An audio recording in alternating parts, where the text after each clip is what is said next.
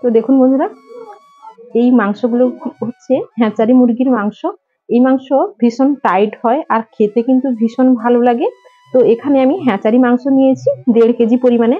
আর এই মাংসের পিসগুলো এইভাবে ছোট ছোট করে কিন্তু কেটে নিতে হয়। এই মাংস একটু টাইট হয়, মানে শক্ত হয়, তার জন্য এইভাবে ছোট ছোট করে আমরা কিন্তু কেটে নিই। তো এখানে আমি মাংস ভালো করে ধুয়ে নিয়েছি। এবার এর মধ্যে যে উপকরণগুলি দিয়ে আমি আজকে মাখাবো সেগুলো কিন্তু এখন আমি দিয়ে দিচ্ছি। দিয়ে দিচ্ছি পরিমাণ মতো লবণ, হলুদ গুঁড়ো পরিমাণ মতো।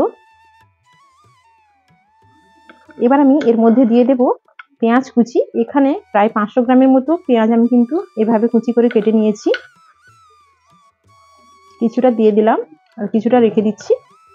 এবার দিয়ে দিচ্ছি এর মধ্যে রসুন বাটা। রসুন বাটা পরিমাণ মতো নিয়েছি। এবার দিয়ে দিচ্ছি আদা বাটা, দিয়ে দিচ্ছি জিরের বাটা, দিয়ে দিচ্ছি ধনে গুঁড়ো। ধনেটা তোমরা চাইলে বাটাও নিতে পারো, আবার গুঁড়ো করাও নিতে পারো। এবার দিয়ে দিচ্ছি লঙ্কা বাটা। এখানে 10 থেকে 12 পিসের মতো লঙ্কা বাটা আছে। তো এখন লঙ্কা বাটা দিয়ে দিলাম পুরোটা। আর লঙ্কা বাটা দিয়ে এভাবে রান্না করলে খেতে কিন্তু ভীষণ ভালো লাগে। এবার আমি এর মধ্যে দিয়ে দেব পাতিলেবু। পাতিলেবু আমি 2টো ভাগ নিয়েছি। চিপড়ে রসটা এর মধ্যে দিয়ে দিতে হবে।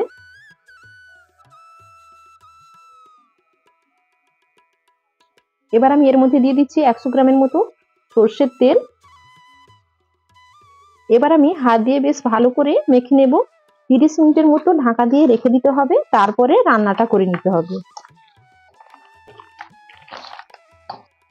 দেখুন এইভাবে বেশ ভালো করে মেখে নিলাম। আর এবার ঢাকা দিয়ে আমি রেখে দেব।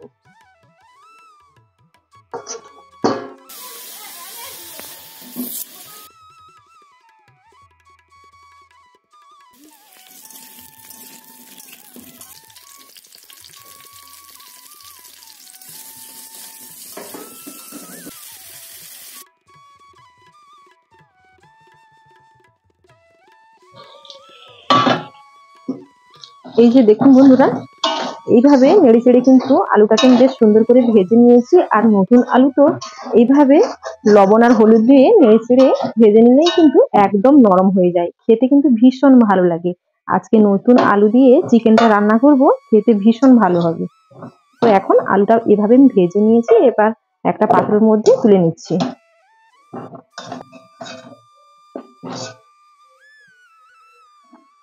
এবার চিকেনটা রান্নার জন্য একই কড়াইয়ের মধ্যে দিয়ে দিচ্ছি পরিমাণ মতো সর্ষের তেল। এবার বন্ধুরা ফোড়নে দিয়ে দিচ্ছি 2টো শুকনো লঙ্কা আর 2টো তেজপাতা কেটে নিয়েছি, 1/2 চামচ গোটা জিরে, 1/2 চামচ মৌরি, আর নিয়েছি 2টো এলাচ। আর টারনিশ এখানে নিয়েছি টুকরো করা 3টা, একসঙ্গে দিয়ে দিলাম ফোড়নে।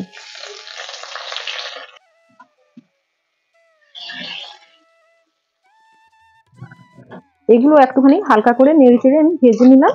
এর একটা সুন্দর ফ্লেভার উঠলে সেই পর্যায়ে দিয়ে দেব পেঁয়াজ কুচি। পেঁয়াজ কুচি দিয়ে নেড়ে চেড়ে আমি ভেজে নেব।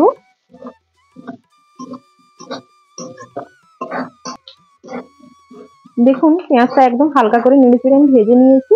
এবার এর মধ্যে দিয়ে দিচ্ছি কয়েকটা রসুন। এভাবে দেখুন চাকা করে আমি পিস করে কেটে নিয়েছি। এই রসুনটা এভাবে গোটা গোটা থাকবে, এখানে দিয়ে দিলাম। আর বন্ধুরা মাংসটা মাখানোর সময় কিন্তু 100 গ্রাম তেল দিয়েছিলাম, আর এখন কিন্তু আমি 50 গ্রামের মতো তেল দিয়েছি। যেহেতু মাংসের মধ্যে অনেকখানি চর্বি আছে, তার জন্য তেলটা একটু কম করে দিলাম।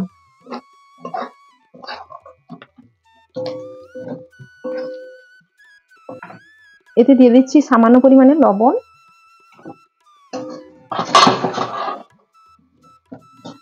এবার আমি এর মধ্যে দিয়ে দেবো একটা বড় সাইজের টমেটো কুচি।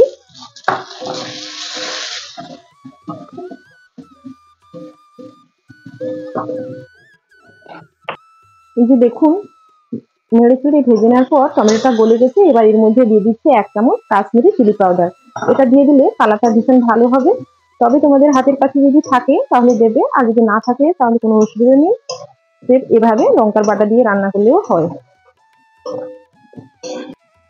এবার দেখুন এদিকে মাংসটাও 30 মিনিট ঢাকা দিয়ে রাখা আমার হয়ে গেছে। আর এদিকে মশলাটাও আমি কষে নিয়েছি। এবার মাংস আমি এর মধ্যে ঢেলে দেব।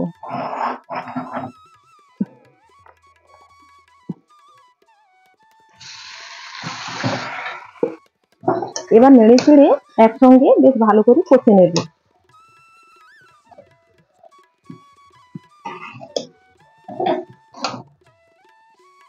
এবার এইভাবে নেড়ে চেড়ে কষে নিলাম।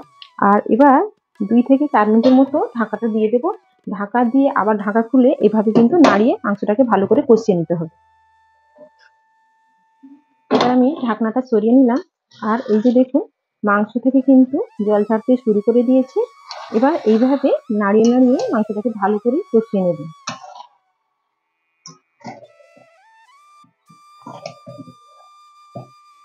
এবার আমি ঢাকনাটা সরিয়ে নিলাম। আর এবার দেখুন বন্ধুরা, চিকেনের থেকে কিন্তু অনেকখানি জলও বেরিয়ে গেছে। আর এই যে চর্বিযুক্ত চিকেন ছিল তার জন্য তেল ছেড়ে দিয়েছে। এবার বেশ ভালো করে নেড়ে চেড়ে আমি কিন্তু কষিয়ে নিয়েছি। চিকেন কিন্তু 70% মানে একদম সেদ্ধ হয়ে গেছে।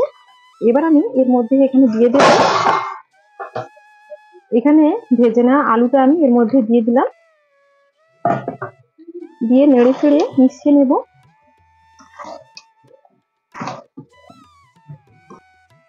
এবার দেখুন, এখানে 2 থেকে 3টার মতো আমি টমেটো এভাবে ফাঁক করে কেটে নিয়েছিলাম।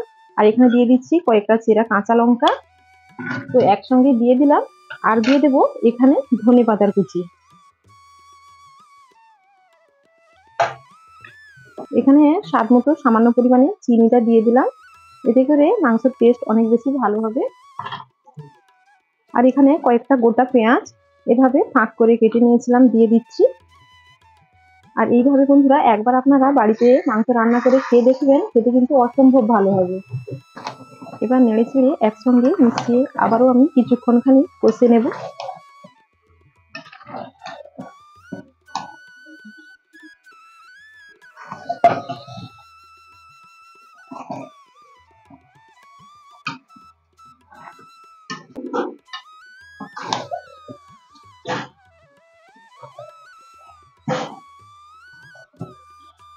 এই যে দেখুন বন্ধুরা, মাংসটা বেশ ভালো করে কিন্তু এইভাবে নেড়ে নেড়ে কষে নিয়েছি আমি।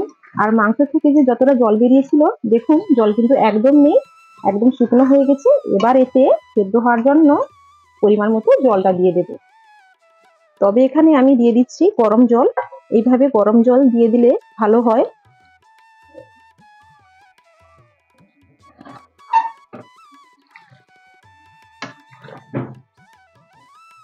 চিকেন মাখানোর সময় লবণ দিয়েছিলাম আর আলু ভাজার সময় লবণ দিয়েছিলাম, তার জন্য এখন সামান্য পরিমাণে লবণটা দিয়ে দিলাম। এবার ফোটার জন্য আমি ঢাকনাটা দিয়ে দিলাম। আর এভাবে ঢাকা দিয়ে মাংসটা রান্না করে নিলে সেদ্ধটা খুবই ভালো হবে। আর যেহেতু এটা টাইট এই মাংসটা, আর তার জন্য এইভাবে ঢাকা দিয়ে কিন্তু অবশ্যই রান্নাটা করে নিতে হবে। এবার বন্ধুরা কিছুক্ষণ ফোটার পর আমি ঢাকনাটা সরিয়ে নিলাম। আর এই যে দেখুন, আমাদের এই যে চিকেনের রান্নাটা আজকে নতুন আলু দিয়ে একদম কিন্তু রেডি হয়ে গেছে। এই যে দেখুন কত সুন্দরভাবে মাংসগুলো সেদ্ধ হয়েছে, আলুটাও সেদ্ধ হয়ে গেছে, আর গ্রেভিটা এইভাবে আছে। এখন আমি এর মধ্যে দিয়ে দেব গরম মশলা। এখানে গরম মশলা আমি বেটে নিয়েছি, তো এর মধ্যে দিয়ে দিচ্ছি।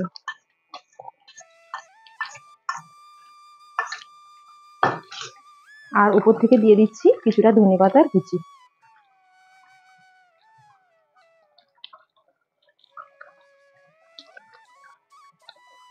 এবার এইভাবে হালকা করে একটু নাড়িয়ে নেব। তো আমাদের এই মাংসটা কিন্তু বন্ধুরা একদম রেডি রান্না, তো খাওয়ার জন্য একদম প্রস্তুত। এখন গ্রেভিটা এভাবে থাকবে, যেহেতু ভাত দিয়ে খেতে গেলে গ্রেভি একটু হলে ভালো হয়। এখন আমি গ্যাসের আঁচটা বন্ধ করে দিচ্ছি। তো বন্ধুরা দেখো, আলুগুলো কত সুন্দরভাবে সেদ্ধ হয়ে গেছে। আর ভাত দিয়ে খেতে কিন্তু ভীষণ ভালো লাগবে। আর চিকেনগুলো দেখো কতটা সুন্দরভাবে হয়ে গেছে। তাহলে বন্ধুরা, আমার এই নতুন আলু দিয়ে হ্যাচারি মুরগি রান্না মানে মাংস রান্না তোমাদের কাছে কেমন লাগলো, ছোট্ট একটা কমেন্টের মাধ্যমে কিন্তু অবশ্যই জানাবেন। আর অবশ্যই চ্যানেলটাকে সাবস্ক্রাইব করে নতুন বন্ধু হয়ে পাশে থাকবেন। আর রেসিপি যদি আপনাদের কাছে একটু ভালো লেগে থাকে তাহলে প্লিজ একটা লাইক করে দেবেন। আপনারা সবাই ভালো থাকবেন, সুস্থ থাকবেন, বন্ধুদের সাথে রেসিপিটি বেশি বেশি করে শেয়ার করবেন।